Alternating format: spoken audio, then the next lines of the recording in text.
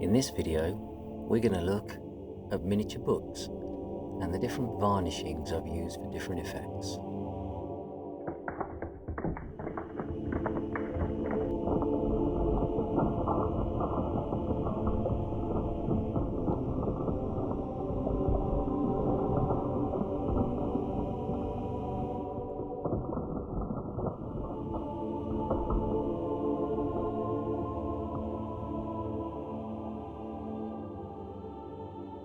We're going to create these books in different varnishes in 1/12 scale. So let's get started. First, we're going to need some interesting covers. So let's jump onto Google and look for printable book covers. Jump over to images and then scroll down, looking for images with front and back covers and a spine, and just download the ones you fancy. Remember to try to make them as varied as possible, and don't worry too much about height right now because we'll adjust that in your editing program. I'm using Photoshop, but any editing package you're comfortable with will be fine. I've already downloaded a load and I've put them into my document. I've literally one at a time and lined them up in groups of height. So let's send them over to the printer.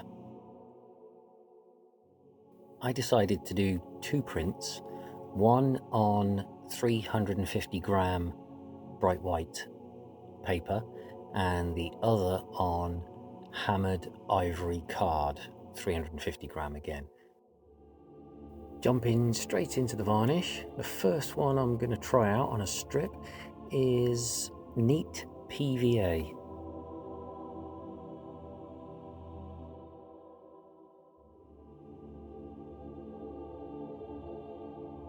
I can see already here we've got a bit of smudging of the ink. You can see blue coming through there, and also the paper is curling because of the wetness of the glue. Next is 50% PVA and 50% water, and I think we can see already that's probably going to make more of a smudgy effect.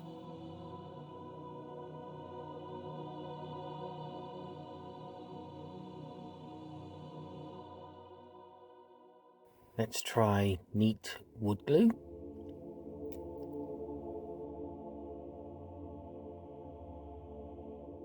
This one goes on very thick.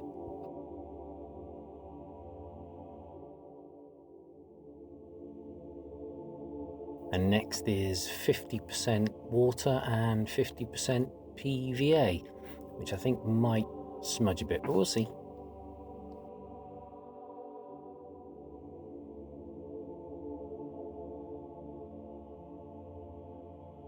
And now clear polyurethane varnish.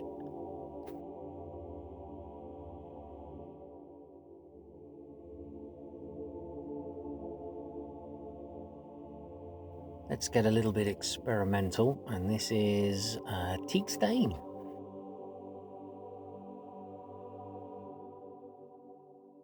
Bit of antique pine.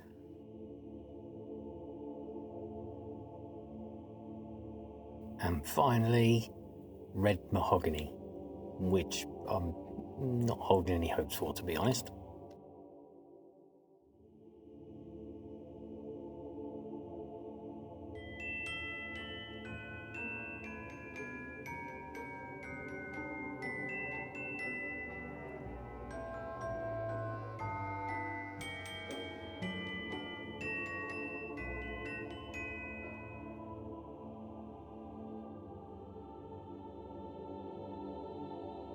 Okay, so now they're dry, we'll just cut them into strips and start examining them.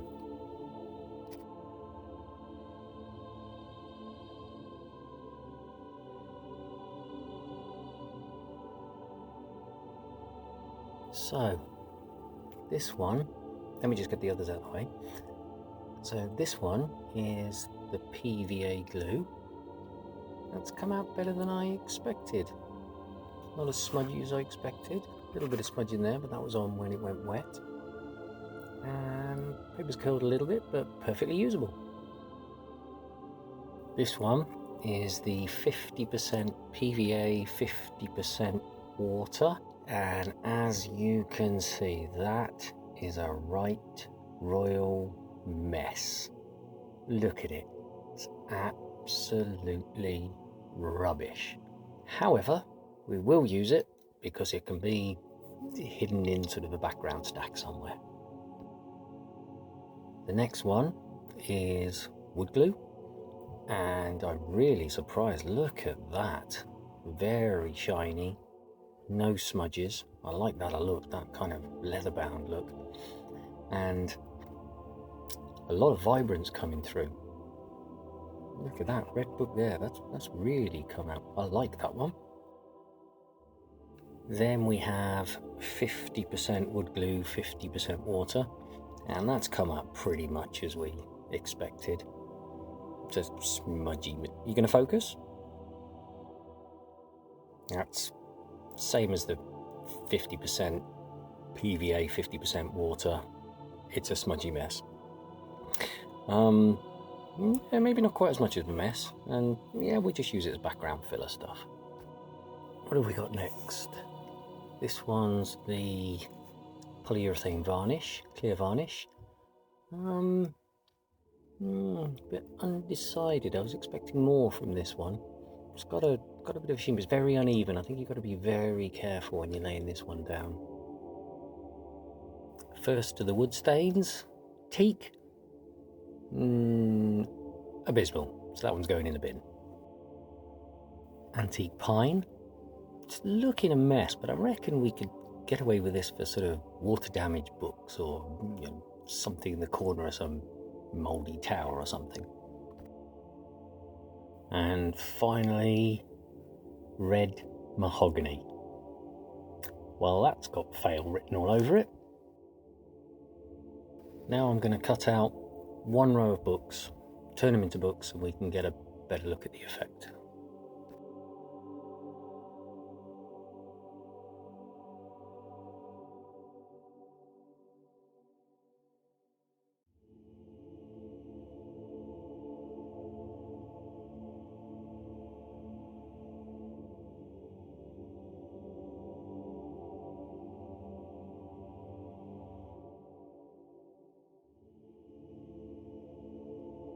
Here's the first batch of covers folded, and we'll start adding paper to them.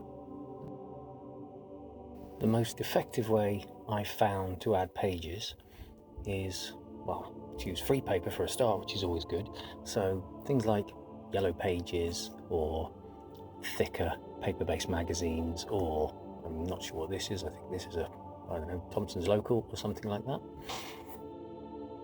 And I'm just gathering up pages that I think will match my spines on my book. For the next bit, we're going to be using all-purpose glue, which is a Yoo-hoo, and you will need some form of clip, like this little plastic clip, or paper clip. No, not paper clip at all. Clothes pegs, that's what they're called, clothes pegs. Add a bit of glue to the spine, shove it on over the end of your pages nice and tight.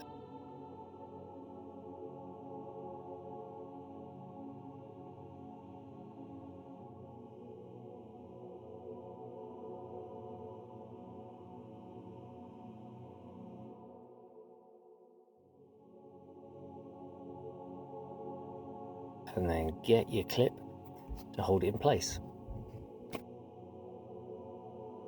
Keep doing that until you either run out of ends of paper, book covers, or pegs.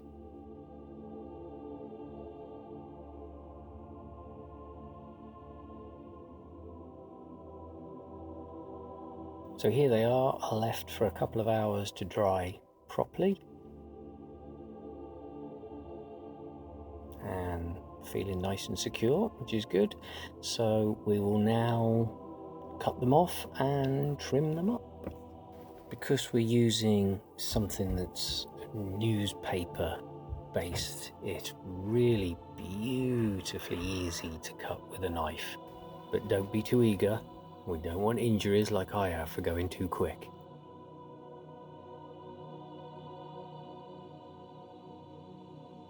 Right, same again. Let's just cut out each book. And remember, slow and steady with the knife, then we won't get any snags and we'll have nice smooth edges.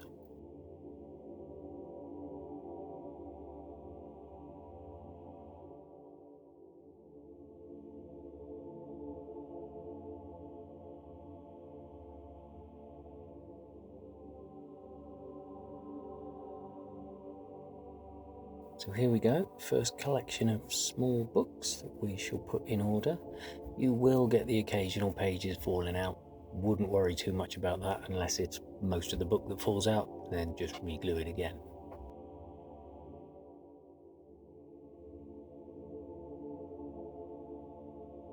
And they're starting to look quite good.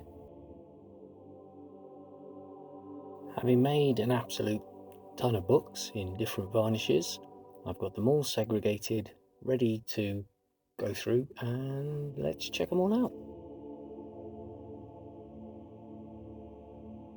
So, this is the untreated covers. You can see they've got a very matte finish. I could do with trimming that edge up a bit, to be honest. And yeah, it's quite dull. The blacks don't come through, but the print's nice and clear.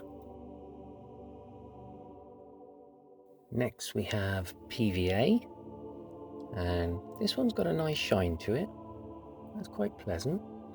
It's just a shame that it's smudged the print a bit, but other than that, perfectly good.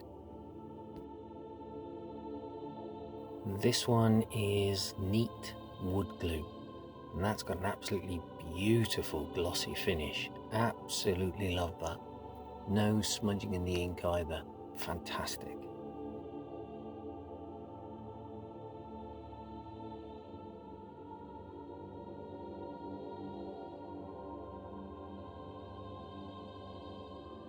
Next one, wood glue and water. Now the wood glue's smudged alone, so with water it's really gone smudgy, very inconsistent as well, but a good water damage look.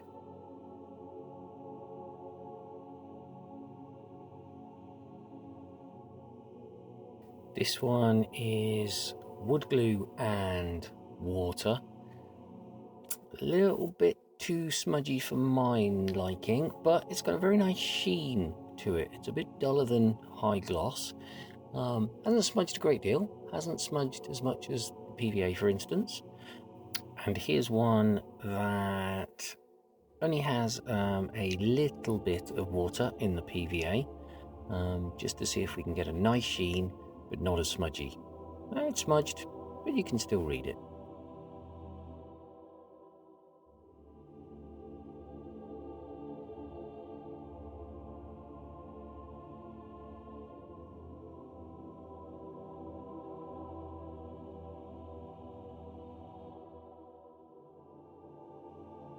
This one is wood glue with a touch of water.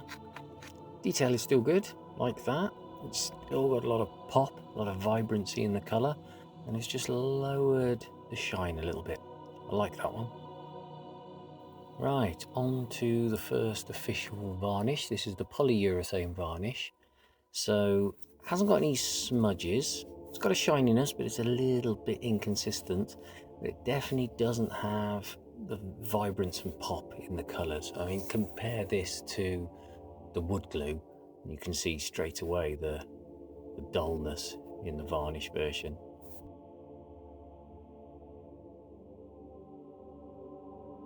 Let's jumble those up and put them in a bookcase to see what they look like, see if they work.